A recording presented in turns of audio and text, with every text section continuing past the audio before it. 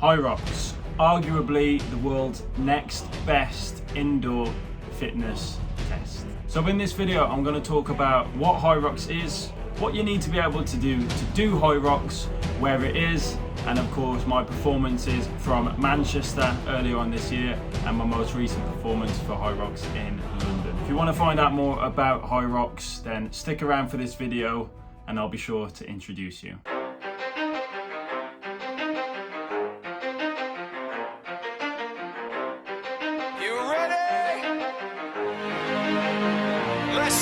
Now, if you already know what Hyrox is, you might want to skip to the timestamp down below, and I'm going to go through some tips and tricks on how to improve on certain movements. So what is Hyrox? Hyrox is an indoor fitness competition.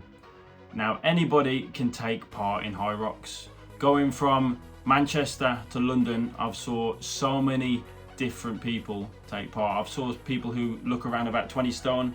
I've saw women who are about 65, 70, literally from both aspects. There are so many different people who get involved. So the question is, what's stopping you from doing it? Now, the Hyrox competition is run globally and it first started in Germany. The events take part on numerous times in the year, going from Las Vegas, UK, Spain, and so forth. So if you go on the Hyrox website, you can find out more to where they are located, and if anybody is watching from random parts of the world, you'll be able to see if there's a local Hyrox to you. The good thing about Hyrox is that the workout never changes.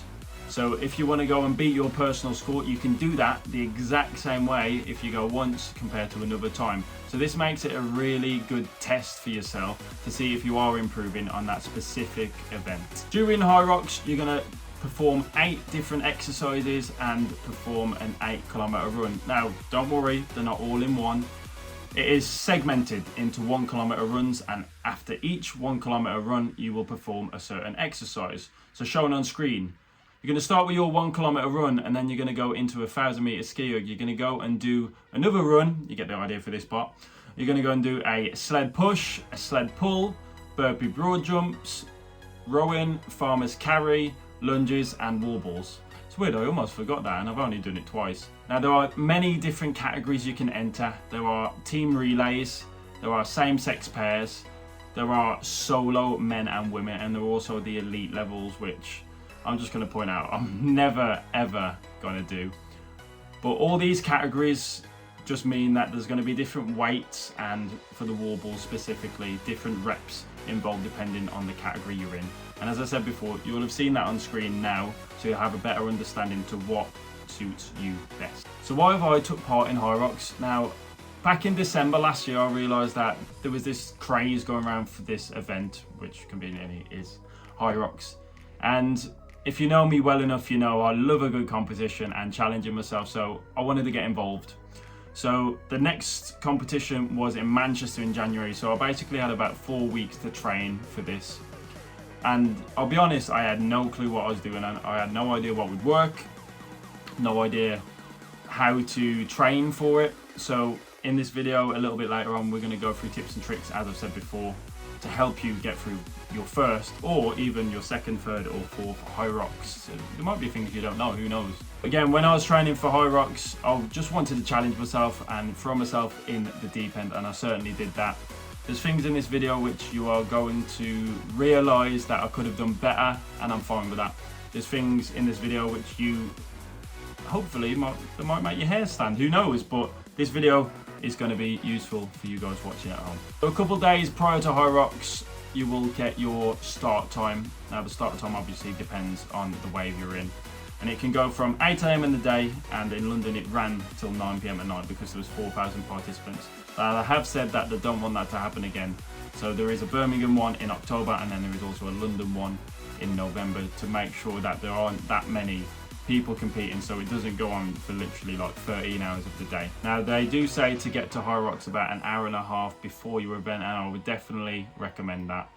It takes about 10-20 minutes depending on what time of day you come to sign in firstly, and then you're going to want to have a little look around at what is what in the area, because depending on different locations will depend on where the ski erg is or where the rower is in Manchester or London, for instance. So basically you're going to want to make sure that you know where everything is, so when you're in the race you're not panicking trying to find certain exercises. What you're going to want to go to before your event is of course the warm-up station and spend, I'd say, a good 20 to 30 minutes warming up. A lot of people don't get their central nervous system spiked up before the event, and it's a big shock to the system when you're sprinting on that first 1 kilometer run and you're wondering why your heart and your lungs are burning. So again, get to that warm-up station before. They will give you a warm-up prior to your heat, which is 5 minutes or 10 minutes before. But again, I'd advise doing a little bit of mobility and a little bit of this work as well. Now, going through my competition, there is an option to sign up with a buddy. All you have to do is pop their name down below and pay a little bit of extra money, and you'll be allowed to start with a friend. Now, I decided to start with Big Ross, who you'll see on the screen. Now, my first piece of advice is on your first kilometer run, do not go out the gate too hot.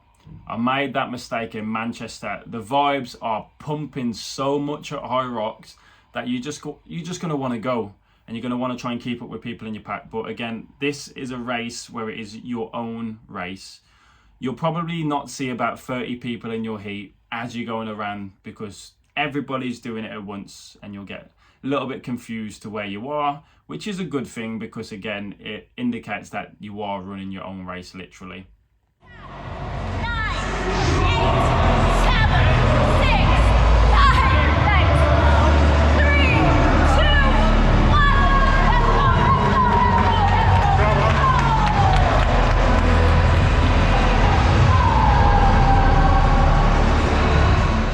Now, when I was in Manchester, I decided to run a 3:53 kilometer for my first. Now, it might not sound that impressive for some of you watching, but for me, I was blowing. When I was in London, I purposely decided that I was never gonna run that fast again. So we decided to level it out and just try and get around about 5 minutes. And I run my first kilometer in London in 4:44.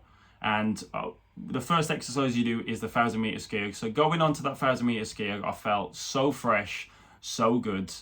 And I managed to do the ski erg literally without any worries. When you are in Hyrox, you will be asked to wear a time chip, hence where I'm getting all these times from, and it'll be popped onto your right leg. Now, around the course, the outside where you're running, there will be a big board displayed, and it will tell you what lap you're on or what workout you need to go to next. And it does this by little markings on the floor. So you run over these little miniature speed bumps, and the chip will indicate that it's you and what time you're on and where you need to go next. So it's a really good little tool to be able to keep an eye out for. It also does this on the inside as well. So not just for running, but on the inside, which they call the rock zone. Now, time in the rock zone adds up, believe it or not. In Manchester, I decided to walk from station to station before I would go on my next kilometre run. When I went to London, my best piece of advice, and the only thing I told myself was, you cannot walk in the rock zone. It is a must. And that was just for me personally. And again, that shredded me overall quite a decent amount of time off my overall finish. Now, the best piece of advice with the ski erg is to use your legs. It is quite a hingy movement, and I'm very grateful it was the first movement. A lot of people, when they're doing it, they'll do half pulls, or they won't drive their feet into the ground when they're skiing. And this means you're not going to be able to get the correct power output when you are trying to drive that ski erg and get it done at your own pace. On the next run, you're still going to be feeling fairly fresh. Now, my advice is that before you even get to Hyrox or when you're in your training, is try and give yourself an average 1 kilometre time to follow. Now, I tried to average myself out at 5:25, which for the majority of this, I actually stuck to, and it was quite good. And to practice this, you just literally need to run 1 kilometre and to try and gauge what speed you're going to be able to go at that race. Going into the sled push in London, I was actually so confident about this, and I actually let myself down. I really remember struggling in London with the sled push, mainly because I took a pre-workout half an hour before, and I'm going to give you guys the excuse not to do that because it made me feel sick when I was trying to push these heavy weights. There are 2 different approaches. Well, I saw a third, but I can't even tell you how to demonstrate, but there's 2 main approaches to pushing your sled, and that is with arms straight and bent arms whilst leant into the sled. Now, of course, you'll see from my technique, I went for the arms straight approach in London, and it actually did me wonders in terms of helping me use my upper body and get a lot more longer strides and leg drive into that sled, meaning that I was wasting less energy when I was doing it. It's just a shame about the pre-workout. There was a massive time difference from Manchester to London, sadly. I managed to do it in Manchester in 3:17, and in London it was a 5:34 finish. So I know I let myself down there, but don't worry, throughout the rest of this workout, I managed to make up a little bit of time. My final bit of advice for the sled push is that when you're practicing at home, please make sure you're putting on extra weights onto that sled. The sled doesn't feel like 125 kilograms. It doesn't feel like the weight that they've prescribed to you. If I were you, I'd put at least an extra 50 to 100 kilograms on that sled, because that floor basically feels like concrete and that sled just doesn't want to move. So again, that's my final bit of advice for that. Run free, your legs are going to feel horrific and like jelly when you go into this next run, and that's just because you pushed the sled, your legs are tired. So my best advice for this is to practice running under fatigue to get used to this, so it's not as much of a shock to the system when you do it for the first time. The sled pull, there are again two main approaches to this. There is a single arm pull, or there is a double arm pull. In Manchester, I did the single arm, and in London, I did the double arm. Now, I didn't make up much time on one to the other, but what I did conserve was, again, so much energy. You've got to remember that it is going to be about an hour to an hour and 40 kind of minute workout. You want to conserve as much energy as you can, so when you get to that kind of halfway mark, you're not absolutely roasted. I just remember in London getting off the sled and feeling pretty fresh, to be honest. I feel like I could have done a few more lengths of that sled pull, and that's a good thing, because in Manchester, I took so long walking between sleds. I remember my arms were absolutely roasted after this as well. So again, my best piece of advice is to practice both techniques, and I would advise going for the double arm pull because it does help a lot. Run 4, you get the idea. We are still driving those legs, and again, this is where the technique of your run will start to give way. So again, when you are running, remember, we want to try and get that front knee nice and high. We want to try and get that heel flicked back and as much towards the bum, and we want to try and accelerate off the toes of the front foot every time we run. Sounds silly, there's probably a few people watching this video who are runners and they're going to tell me off. But again, that's the best advice I could give you, because at this point of the workout, you're going to start to fatigue, because this will be the 4K mark. The burpee broad jump, probably my favourite part of the workout. And again, if you know me, you'll know I do enjoy a good burpee. Now, what makes this different is that you've got a distance to cover rather than repetitions. So it's 80 meters burpee broad jump. Now, every burpee, your chest must touch the floor. And then when you stand up, you must do a double-footed takeoff and jump forward as far as you can. Advice, please, you can jump down or you can step down of the burpee, whatever works best for you. But when you are coming up from the burpee, I would highly advise you step. Again, the amount of energy you are going to waste jumping up from that burpee and then having to broad jump as well is just not worth the time you'll make up, because it will catch up on you later on in the workout, if not the next run. So again, burpee to the floor, step up out of the movement, and then go for a decent jump. Whatever you can jump, again, we don't want to burn ourselves out. So don't try and go for a 5 meter jump every burpee. Try and go for small 1.5 to 2 meter jumps, and the distance will be covered in no time. Land, down, go again, yeah? Yay! There you going. Thank you. Run 5 is where the mentality starts to take over. This will be your 5 kilometer mark, and the fatigue will hopefully have passed by now, but your mindset will be telling you to stop, to slow down. And the best advice I can give you is to push through. Remember, we want to try and keep the runs in Hyrox as recovery related as possible, so you can push more in the middle exercises. So again, the best advice is the same advice as before, is that you need to train for these specific things. 1,000 meter row. I quite enjoy watching people row, because you can clearly see who's a CrossFitter and who's not, just based on their technique. And it sounds really simple, but with your technique, you want to make sure both feet are in the rower, because it is 1,000 meters. If you have one foot out and one foot strapped in, you're just going to burn out one of the hamstrings rather than letting the damage go to both. Again, if it was a sprinty workout, you would probably just put one foot in to save those extra few seconds. When you are doing the row, again, it is a big leg drive to push that first initial movement, and then we finish with that big long pull around the sternum area with that slight lean back. Again, we don't want to be leaning back like we're driving our German cars, but we do want to be getting that extra little inch of pull throughout that movement. And if you've used a Concept 2 before, you'll be able to know your paces and gauge that well.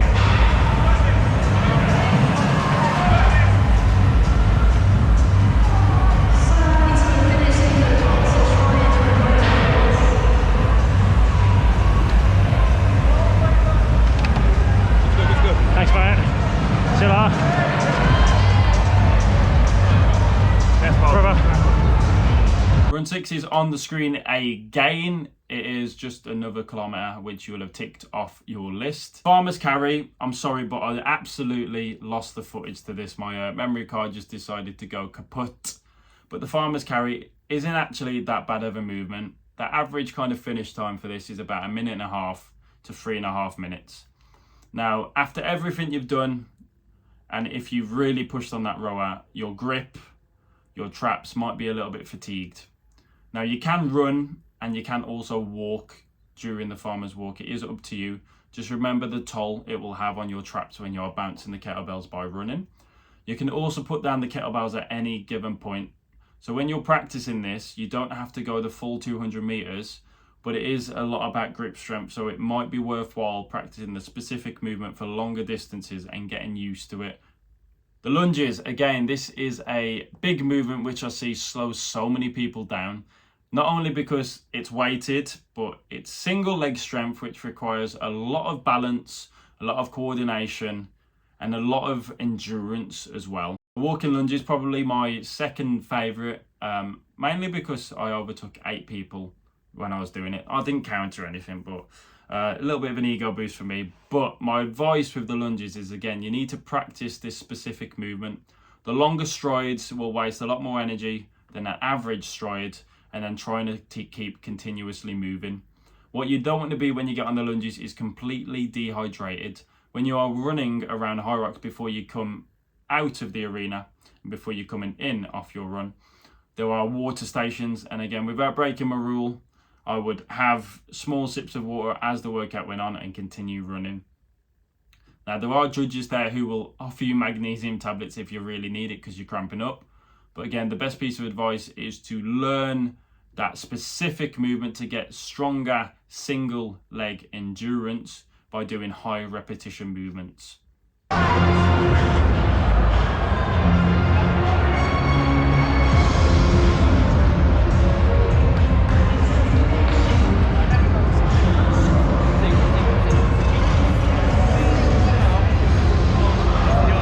Now, the last run, arguably the worst and the hardest one. You'll have just come off 100 meters of walking lunges.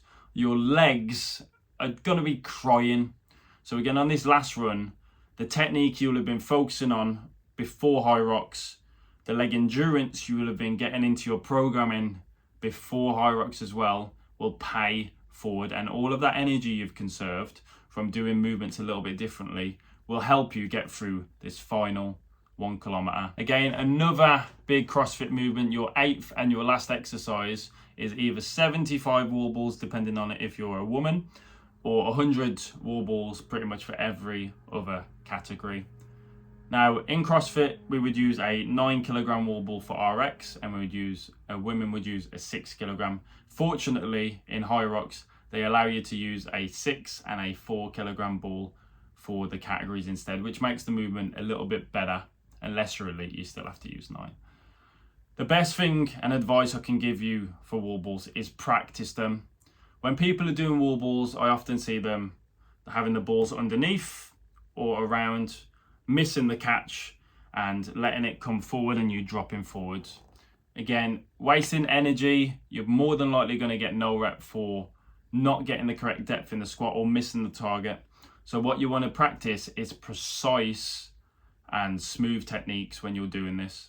A lot of people also will try to go, including myself, I tried to do this, We'll try to do a massive set to open up just to try and get it out of the way. And then as the reps go on, it's 100 or 75, remember. You will slowly get broken down by the wall balls because they absolutely suck. So my best piece of advice is to break it down into manageable sets for you. Maybe that's 10 sets of 10 or 20 sets of 5. Just making sure that we are continuously moving.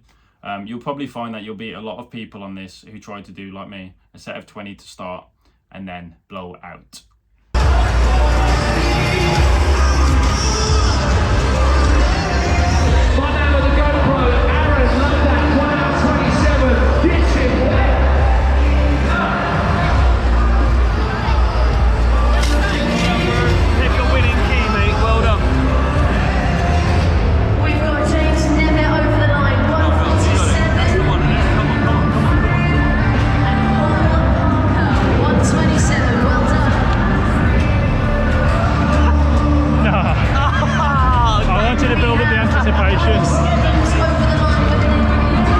Finishing time for London was 1 hour, 27 minutes and 21 seconds. I did really want to break that 125 mark, but with the mistake on the sled, it wasn't going to happen. So when I come to do this in Birmingham, my aim is to try and get 125. You've heard it here first. And of course, we want to try and make sure that we enjoy the event. I remember coming out of Manchester, dying. I remember coming out of London, dying less, but being so happy with my performance, with how well I did on the event, even though I only shredded off nearly 3 minutes. I mean, I was over the moon with how good it felt during it. But basically, I hope that all of these pieces of advice, these tips have helped you and you can start to put them into your training. And if you need any more advice, you can either comment below on this video or you can follow me on Instagram and I can give you as much advice as possible leading up to October. From when I've recorded this video, I think there's about 16 weeks. So no pressure to any of us, but thanks for watching if you made it to the end. Over and out.